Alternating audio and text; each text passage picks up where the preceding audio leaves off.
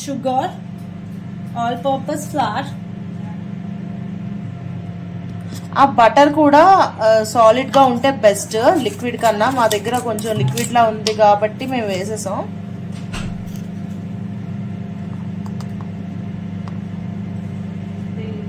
Next ఏంటది? Cocoa powder. Cocoa powder. Cocoa powder ఎందుకు వేస్తారు? కుకీస్ లో గానీ కేక్స్ లో గానీ చాక్లెట్ ఫ్లేవర్ రావడం. చాక్లెట్ ఫ్లేవర్ రావడం కోసం. ఇప్పుడు ఇదంతా మిక్స్ చేయాలి. ఇది కేక్ కాదు కాబట్టి కుకీస్ చేస్తుంది, అందుకని తను చేత్తో మిక్స్ చేసేస్తుంది.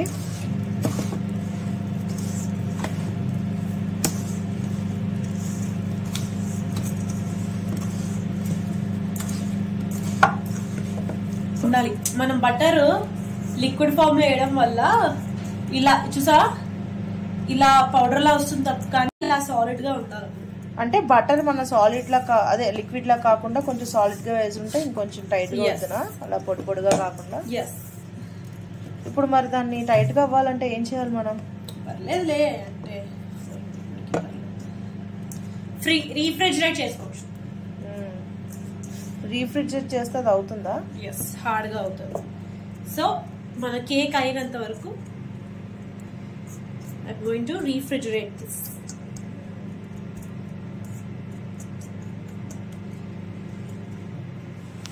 ఎందుకంటే కుకీస్ అనేవి బేకింగ్ ట్రే లోనే బేక్ చేయాలి కాబట్టి కేక్ ఆల్రెడీ అవుతుంది, అది అయిన తర్వాతే కుకీస్ చేయాలన్నమాట.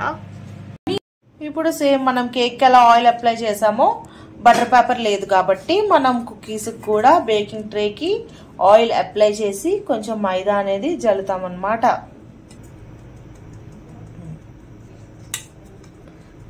బటర్ పేపర్ లేనప్పుడు ఇలా బేకింగ్ ట్రేకి ఆయిల్ అప్లై చేసుకొని మైదా అనేది ఇలాగా జల్లుకుంటే అది మనకి బటర్ పేపర్ లా యూజ్ అవుతుంది.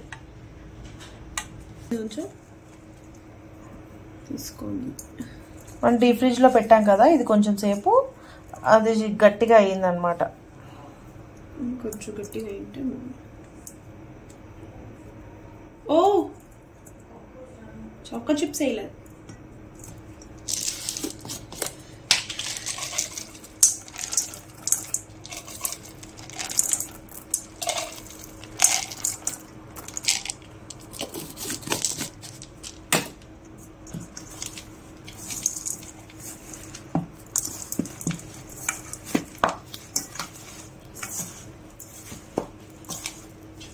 Double chocolate chip cookies.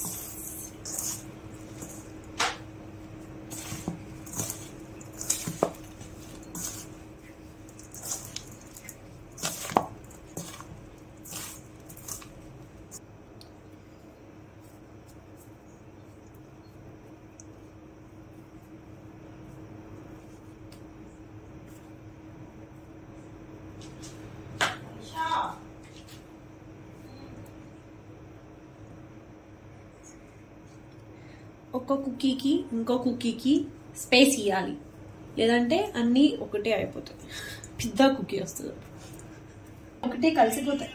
సరే పెట్టే లోపల పెట్టి మళ్ళీ వచ్చిన తర్వాత అయిపోయిన తర్వాత ఎలా వచ్చాయో మీకు చూపిస్తాను.